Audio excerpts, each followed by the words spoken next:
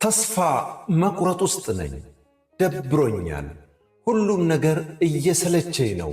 ከመሬት ተነስቼ ስነጫነጭ ወይ ሳለቅስ ራሴን አገኘዋለሁ። የሕይወት ትርጉሙ የጠፋበት መንገዱ ሁሉ ግራ የገባው ነኝ። አሁን እንኳን የሚሄድበትን አላቅም።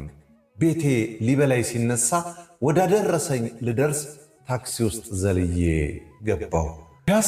ፒያሳ ይላል ረዳቱ። ገብቼ ትንሽ ቁጭ እንዳልኩ አንድ ጋቢ የለበሱ ሽማግሌ መጥተው ከኋላ የተቀመጡ። ታክሲው መሄድ ጀመረ። የኔም ዕድሜ ልክ እንደ ታክሲው እየበረረ ይመስለኛል።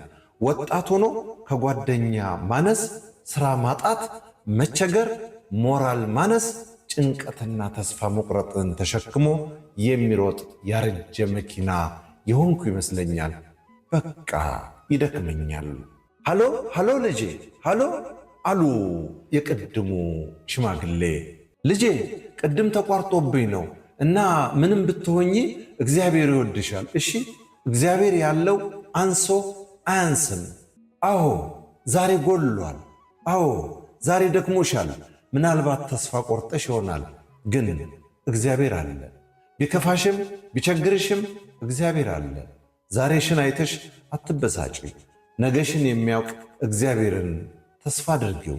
ሲደክምሽ ቤተ መቅደሱ መቃል ላይ ደገፍ በይ። እሱ ትከሻ ላይ ያረፈኮ አይወድቅም። አይዞሽ ልጄ እግዚአብሔር ያውቃል ማለትን የመሰለ እውቀት የለም።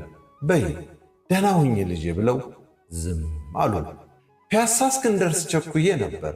ልክ ከታክሲ እንደወረዱ ተከትያቸው አባባ የሚመክሩት ማንን ነበር? ግን እውነት እግዚአብሔር አለ አልኳቸው።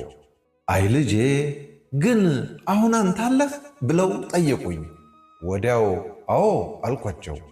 እናንተ ተፈጣሪው ኖርክ፣ ፈጣሪ እንዴት የለም ብለህ ታስባለህ? ለማንኛውም በስልክ ስመክር የነበረው አንተን ነው። ምን? እኔን ደሞ የት ያውቁኛል አባባ?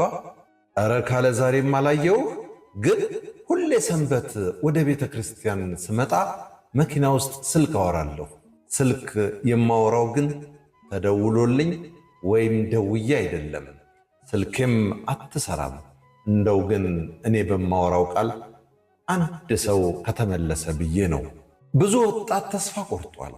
እኔ ደግሞ ደካማ ነኝ። ቴክኖሎጂ፣ ፌስቡክ አላቅም። እንዲሁ ብለፈልፍ ደግሞ እብድ ነው ብላችሁ አትሰሙኝም። ስለዚህ እችን የስልክ ዘዴ ተጠቀሙ። ደግሞ በየሳምንቱ እንዳንተ ያሉ ወጣቶች ይገጥሙኛል። እኔም ወስጄ ለንስሐ አባት እሰጣቸዋለሁ። አየህ ይህች ስልክ አትሰራም፣ ግን ደግሞ እኔ ባለቤቱ ተጠቀምኩባት። ሰውም እንደዚች ስልክ የሚደክምበት ወቅት አለ። ባለቤቱ ሲሰራበት ግን የተለየ ሰው ይሆናል።